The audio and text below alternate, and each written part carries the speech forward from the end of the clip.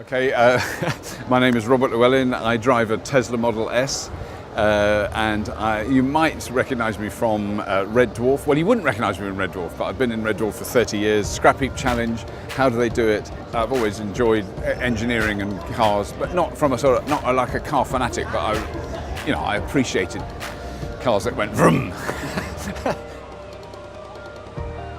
I don't have to go to anywhere and buy fuel. I don't even have to pay for the electricity that goes in the car. It comes from my solar panels on my roof. And the people that have understood that, then all the arguments about CO2, oh well, if you're using dirty coal electricity, your car's just as dirty, all those arguments are literally laughed at in quite a nasty and unpleasant, cynical, smug way, because my car emits zero CO2. It's really affecting the world in far wider ways, and it's just an alternative to using a petrol engine. It's way more than that, and that's really what fascinates me now. I traded in a very powerful petrol car for a Prius, and it changed. It was definitely a turning point in my life, yeah. The reason it's very important to put a positive spin on electric vehicles is because there is still a very, very large and very, very well-financed grouping of the fossil fuel industry and motor manufacturers who are drip-feeding negative ideas into the press, into the media, into comments on Twitter, on YouTube.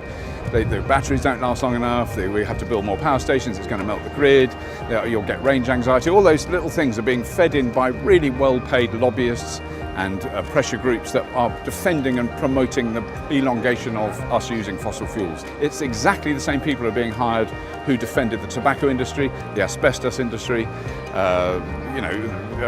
although it's the same people that are doing it, exactly the same. The same actual individuals are being paid to, they're not trying to stop the uptake of electric cars, they know they can't, but they're trying to delay it for as long as they can. Because I think it's very understandable. Motor manufacturers have invested billions to produce diesel engines and petrol engines, and suddenly they're being told they can't do that anymore. So they want to keep that going for a bit longer. So that is certainly the delaying tactic, but it is companies like Tesla and like Dyson and all the Chinese companies, BYD, really huge battery companies, and we're talking multi-billion pound companies, are going, yeah, whatever they're doing, carry on, let's make electric buses. As you've got in Nottingham, that is fantastic you have those here. So all power to Nottingham.